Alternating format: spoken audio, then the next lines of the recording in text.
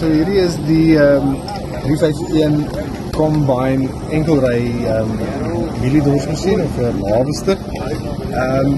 Hulle kom in die enkelry of in die dubbelry. Ons het die plek gesien vir hierdie masjiene toe ons in Brazilië was, waar uit ons eie ervaring uit, waar ons eintlik nie baie groot plant nie, en ons uitgelewer was aan die kontrakteurs om te stroop vir ons. En die koste op dit is net baie hoog in vergelijking met wat ons gesien het wat jy kan doen deur jou eie medies te stroop. So dit besluit ons dink ons dit die plek vir hierdie tipe goeders in Suid-Afrika vir die medium en kleiner boere te kan doen, of as om het te koop of om het net uit te huur tydens die seisoen. So hy kom in, soos ek gesê het, of in 'n enkelry of in 'n dubbelry konfigurasie, en dan die ander opsies wat jy het op die masjien is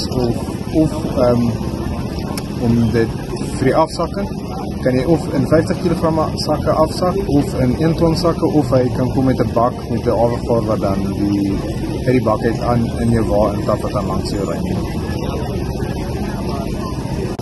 Okay, so hierso het ons die Kidi Pekka KPM5 klipopteller. Dis 'n masjien wat in Finland vervaardig word, wat ons gebring van Nampico hierdie jaar. En dit is net 'n besonder so sterk en effektiewe klipopteller. Die masjien het, soos ek sê, hulle werkwijd is van tussen 3 meter en 7 meter. En hulle het dan ook klippe wat hulle kan optel tot 50 cm in diameter, wat nie enige met kan saamstem is. Baie groot en effectief. Die kleinste klippe wat hulle kan optel is 2,5 cm. Die lopende spoed is min of meer tussen 1 en 6 km per uur wat jy kan hardloop met hom, hang af van natuurlijk wat se klippe in jou land is en hoeveel klippe in jou land is.